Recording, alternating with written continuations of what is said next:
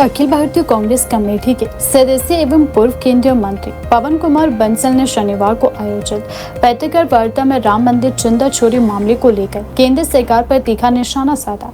उन्होंने कहा कि यह मामला केवल धन की चोरी तक सीमित नहीं है, बल्कि इससे लोगों की धार्मिक आस्था और विश्वास भी जुड़ा हुआ है। ऐसे में पूरे मामले के निष्पक्ष, पारदर्शी और समयबद्ध जाँच कर दोषियों के खिलाफ कड़ी कार्यवाही की जानी चाहिए। पत्रकारों को संबोधित करते हुए पवन बंसल ने कहा कि देश भर के करोड़ों श्रद्धालुओं ने भगवान राम के मंदिर निर्माण के लिए श्रद्धा और विश्वास के साथ चंदा दिया था। लोगों ने अपनी आस्था के आधार पर आर्थिक सहयोग दिया। इसलिए यदि चंदे में किसी प्रकार की अनियमितता या चोरी के आरोप सामने आते हैं तो यह अत्यंत गंभीर विषय बन चुका है। उन्होंने कहा कि इस प्रकार के मामलों में किसी भी प्रकार की कार्यवाही या लीपापोती नहीं होनी चाहिए और सच्चाई को सामने लाना सरकार की जिम्मेदारी है। पूर्व केंद्रीय मंत्री ने केंद्र सरकार पर सवाल उठाते हुए कहा कि जब मामला करोड़ों लोगों की धार्मिक भावनाओं से जुड़ा हो तो सरकार को तुरंत स्पष्ट स्थिति सामने रखनी चाहिए। उन्होंने आरोप लगाया कि कई महत्वपूर्ण मुद्दों पर सरकार जवाबदेही से बचने का प्रयास करती रही है, जबकि लोकतंत्र में पारदर्शिता और जवाबदेही सबसे महत्वपूर्ण होती है। उन्होंने कहा कि जनता जानना चाहती है कि यदि कहीं गड़बड़ी हुई है तो इसके लिए जिम्मेदार कौन है और उनके खिलाफ क्या कार्यवाही की गई है। पवन बंसल ने कहा कि कांग्रेस पार्टी किसी भी धार्मिक संस्था या आस्था के खिलाफ नहीं है, बल्कि यह केवल पारदर्शिता और जवाबदेही की पक्षधर है। उन्होंने कहा कि यदि किसी प्रकार की वित्तीय अनियमितताएं सामने आती है तो उसकी निष्पक्ष जांच होना आवश्यक है, चाहे मामला किसी भी संस्था या संगठन से जुड़ा हो। कानून सभी के लिए समान होना चाहिए और दोषियों को उनके प्रभाव या पद के आधार पर किसी प्रकार की राहत नहीं मिलनी चाहिए। उन्होंने कहा कि देश की जनता ने राम मंदिर निर्माण के लिए पूरी निष्ठा और विश्वास के साथ योगदान दिया था। इसलिए सरकार और संबंधित संस्थाओं का दायित्व बनता है कि चंदे के उपयोग और उससे जुड़े सभी मामलों में पूरी पारदर्शिता बनाए रखे। उन्होंने मांग की कि पूरे मामले की स्वतंत्र एजेंसी से जांच करवाई जाए और जांच रिपोर्ट सार्वजनिक की जाए ताकि लोगों के मन में किसी प्रकार का संदेह न हो। ट्रस्ट की घोषणा, मंदिर की घोषणा प्रधानमंत्री ने खुद, श्री नरेंद्र मोदी ने खुद लोकसभा में की, यानी कि उन्होंने पूरे का पूरा उसका श्रेय खुद लिया और 15 मेंबर्स का जो ट्रस्ट बना उसमें से 12 ट्रस्टीज को मनोनीत किया गया और उसके बाद 2 लोग, एक नुमाइंदा प्राइम मिनिस्टर ऑफिस का और एक नुमाइंदा गृह मंत्रालय का उसमें है।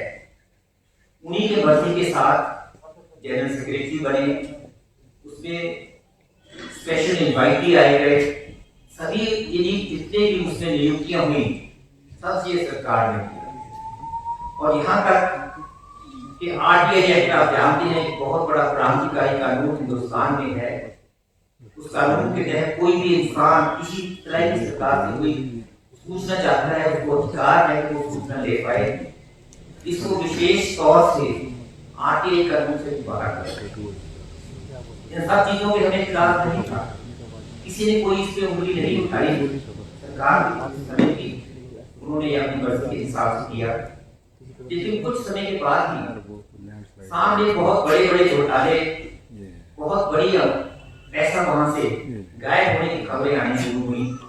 वहां सिस्टम लगे हुए थे, आप सब जगह जानते हैं, सीसीटीवी कैमरा लगे होते हैं, उनके प्रोटोकॉल होता है, रूल्स के नॉर्म्स होते हैं, उनको समय के साथ डाइल्यूट कर दिया गया ताकि सब चीज रिकॉर्ड उस हिसाब से नहीं हो पाई।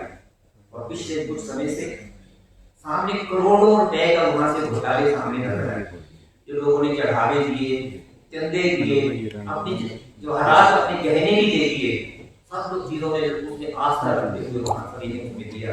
क्योंकि भगवान राम जी एक पॉलिटिकल पार्टी के भगवान नहीं है, वो हमारे सभी के हैं।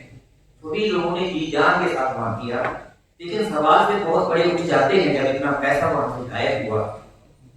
ये किसने खाया, क्या हुआ, किनकी उनको सुरक्षा संरक्षण किनका था उनके पास, किनकी हिफाजत उनको मिलती रही, इसके कारण ये हुआ।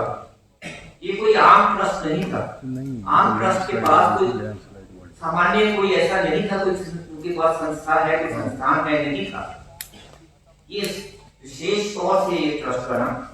उस ट्रस्ट जैसे अभी कहा, शरीर उनके संचालन उनके हाथ में था। तो जब इतने पैसे का वहां से घोटाला हुआ, गायब हो गया, पता नहीं तो ये बात सिर्फ यहाँ वहाँ तो के है भी नहीं है।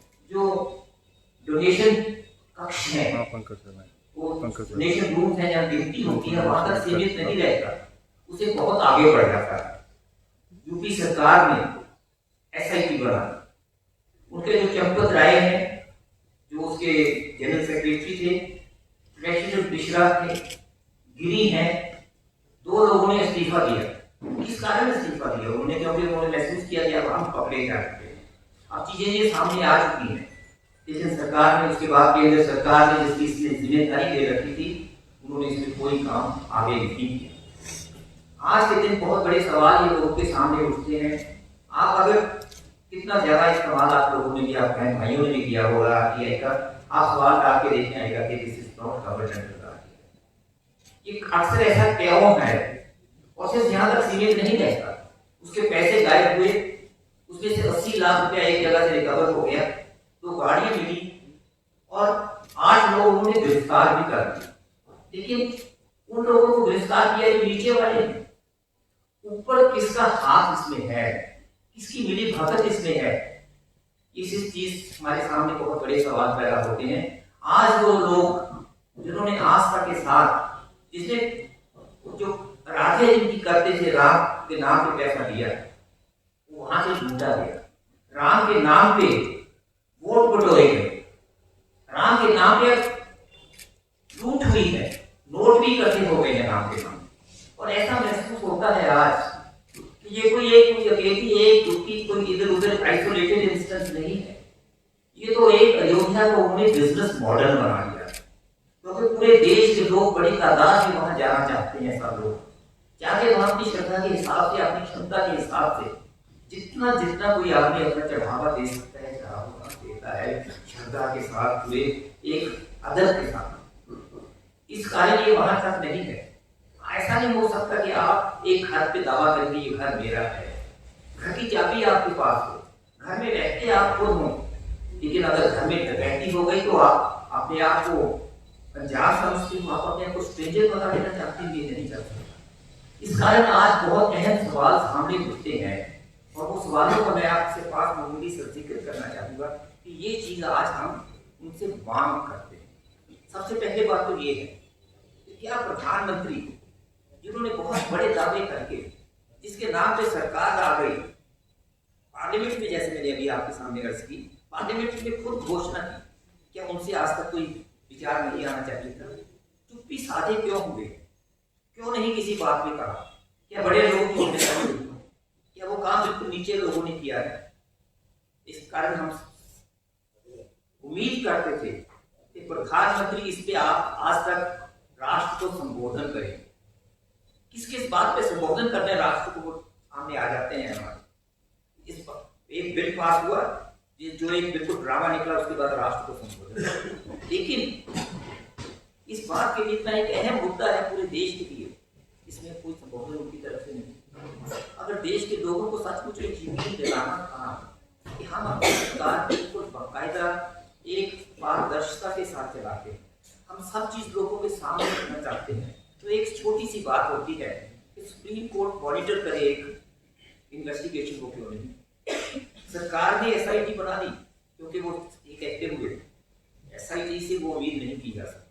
आप ये उम्मीद नहीं कर सकते कि जो आदमी गुनाहगार हो किसी चीज का, वही दस्तखत कर दिया अपने वर्डिक्ट पे कि ये निर्दोष है। ये नहीं हो सकता। ये काम औरों को सौंपना चाहिए।